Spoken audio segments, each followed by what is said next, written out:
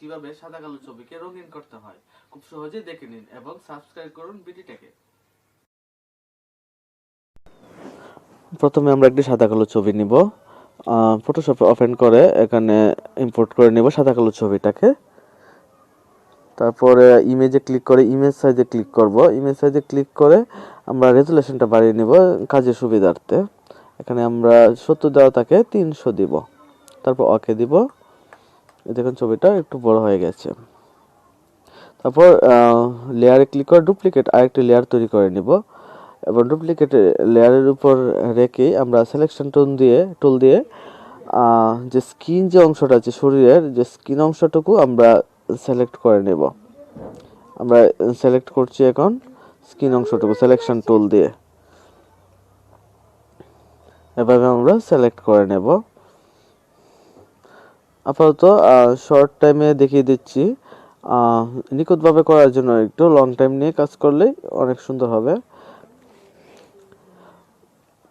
এখন আমরা control D চেপে ফেদার করে নিলাম। এখন আমরা ব্রাশ টুলটা নিয়ে কাজ করব। মনে রাখবেন ডুপ্লিকেট কপির উপরে আমরা ব্রাশ টুলের কাজটা এখন করব।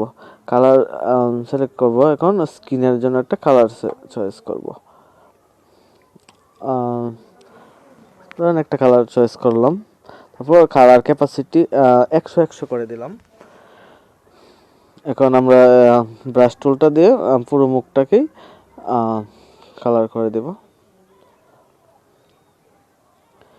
ও আমাদের যে কানের যে অংশটুকু এইটুকু স্কিনটাও আমরা ব্রাশ টুল দিয়ে কালার করে নেব। এই জন্য আমরা শিফট চেপে ধরে প্লাস করে দিলাম এটাকে সিলেকশন টুল ধরে শিফট ধরে করলে হবে। আবার ব্রাশ টুল দিয়ে এটাকে আমরা স্কিনে কালার করে নেব। এখন আমরা যে লেয়ার থেকে আমরা কালার অপশনটা সিলেক্ট করে নেব। কালার অপশনটা ক্যাপাসিটি যেটা আছে সেটাও চলবে, একটু কমিয়ে বাড়িয়ে নিতে পারেন অ্যাডজাস্ট আপনার রুচি মতো যখন ছবি অনুযায়ী। এখন আমরা এখন কাজ করবো যে ব্যাকগ্রাউন্ড যে লেয়ারে আছে ওইটাতে টুটগুলোকে কালার করার জন্য আমরা একটু ডার্ক কালার চয়েস করে আমরা রেড কালারটা চয়েস করে নিলাম। এখন আমরা টুটটি কালার করব। টুটগুলাকে আমরা একটু কালার করে দিব যাতে আর একটু সুন্দর হয় ছবিটা। একটা ব্যাকগ্রাউন্ড লেয়ারে করেছি।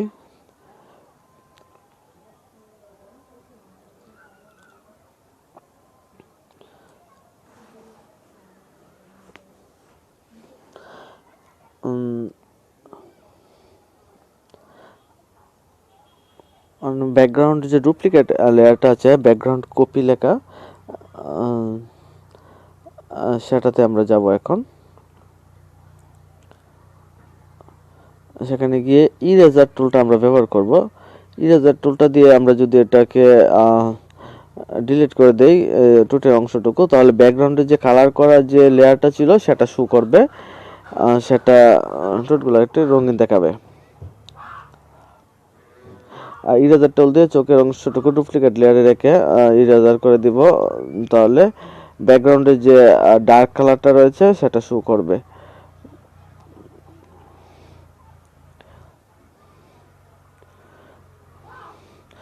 আর আমরা যদি অলংকারগুলোকে আমরা কালার করতে চাই যে ব্রাশ টুল দিয়ে যে কোনো কালার সিলেক্ট করে আমরা রং করতে পারবো, কিন্তু আপাতত এটুকু করব না। এখন আমরা শর্ট টাইমে দেখিয়ে দিচ্ছি। তো এখন আমরা সিলেকশন টুল দিয়ে যে ব্লাউজের যে অংশটুকু এটাকে আমরা মার্ক করে সিলেক্ট করে আমরা কালার করব। তবে প্রথমে আমরা এটা সিলেকশন করে নেব। ব্লাউজের অংশটা সিলেক্ট করে নিব। তারপর ডুপ্লিকেট লেয়ারে রেখে আমরা লেয়ারে ক্লিক করে ফিল লেয়ারে ক্লিক করব, সলিড কালারে যাব। তখন আমরা একটা কালার চয়েস করে নিব এটার জন্য। লেয়ারে যায়া ফিল লেয়ার সলিড কালার যাব। তারপর এখান থেকে কালার অপশনটা সিলেক্ট করব মুডে গিয়ে, তাহলে আমরা সুন্দর একটা কালার পাবো। তারপরে আমরা এখানে কালারের যে অপশন আছে এখান থেকে আমরা পিন লাইট অপশনটা সিলেক্ট করে দিয়ে কমিয়ে দিব। ক্যাপাসিটিটা আমরা একটু কমিয়ে দেব পিন লাইটটা সিলেক্ট করে। অথবা কালারও সিলেক্ট করতে পারি। ইনলেটটা সিলেক্ট করে নেব। তারপর হাতের যে স্কিনটা, আগের যে ফেসের যে স্কিনটা সেই অনুপাতে পুরোটা কালার করে নেবেন। এবং শাড়িটা আমরা কীভাবে কালার করতে হয় দেখিয়ে দিচ্ছি। সিলেকশন টুল দিয়ে শাড়িটা আমরা সিলেক্ট করে নিচ্ছি।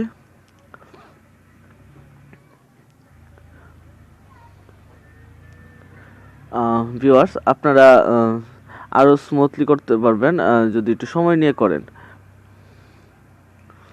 আমরা শুধু এখন পার্টটা দেখাবো, পার্টটা দেখালে আপনারা বুঝে যাবেন পুরাটা কি করে করতে হয়।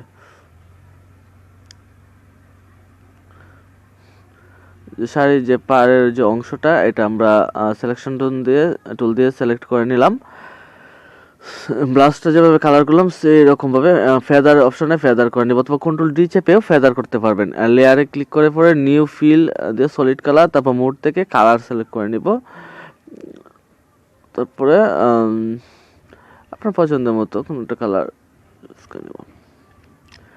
এখন ধরেন আমরা এই ব্লু কালারটা চয়েস করলাম, অথবা রেড কালারটা চয়েস করলাম। হ্যাঁ, তারপর কালারের অপশন থেকে আমরা পিন লাইট সিলেক্ট করে নিব। পিন লাইটটা কমিয়ে দিব, তারপর আমরা দেখব ছবিটা মোটামুটি হয়ে গেছে। আপনার সেভ করার জন্য আপনি ধরেন এটা হয়ে গেছে, আর নিখুঁতভাবে করার জন্য আর একটু সময় নিয়ে করবেন, আগেও বলেছি। আর ইরেজার টুল দিয়ে আমরা এখানে রেড কালার সিলেক্ট করে কপালের টিপটাকে লাল করে দিলাম। তারপর সেভ এজে দিয়ে জেপিজি ফরম্যাটে জেপিজি সিলেক্ট করে তারপর ডেস্কটপে আমরা সেভ করলাম। এখন মিনিমাইজ করে আমরা ছবিটা দেখব, যে এই ছবিটা হয়ে গেছে। ছবিটা আর কমপ্লিট হয় নাই, কমপ্লিট হওয়ার জন্য আপনার আর নিজে চেষ্টা করবেন। ধন্যবাদ সবাইকে ভিডিওটি সম্পূর্ণ দেখার জন্য।